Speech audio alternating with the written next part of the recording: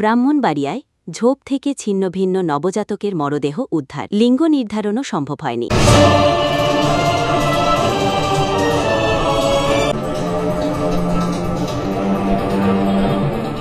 ব্রাহ্মণবাড়িয়া সদরে এক হৃদয়বিদারক দৃশ্যের জন্ম দিয়েছে। অকাল জন্ম নেওয়া প্রায় ৭ মাস বয়সে এক নবজাতকের ছিন্নভিন্ন মরদেহ উদ্ধার করেছে পুলিশ। শুক্রবার ১৯ সেপ্টেম্বর বিকাল ৫:৩০টার দিকে সদর উপজেলার বাসুদেব ইউনিয়নের কোড্ডা উত্তরপাড়ার নোয়াবাড়ি এলাকায় হাজিলাল ভুইয়ার বাড়ির পাশের ঝোপ থেকে নবজাতকের মরদেহটি পাওয়া যায়। স্থানীয়রা প্রথমে ভয়ে শোকে হতভম্ব হয়ে ঘটনাটি পুলিশকে জানান। দুর্ভাগ্যজনকভাবে ঝোপে থাকা শিয়াল মরদেহের বিভিন্ন অংশ খেয়ে ফেলার কারণে শিশুটি ছেলে না মেয়ে তা শনাক্ত করার সুযোগও মেলেনি। সদর মডেল থানার পুলিশ পরিদর্শক তদন্ত অমিতাভ দাস তালুকদার জানান, মরদেহটি জেলা সদর হাসপাতালের মর্গে রাখা হয়েছে। ময়নাতদন্ত শেষে যদি নবজাতকের পরিচয় শনাক্ত না হয়, তবে মানবিক কারণে সামাজিক সংগঠন ব্রাহ্মণবাড়িয়া বাতিঘরের উদ্যোগে বেওয়ারিশ লাশ হিসেবে তার দাফনের ব্যবস্থা করা হবে।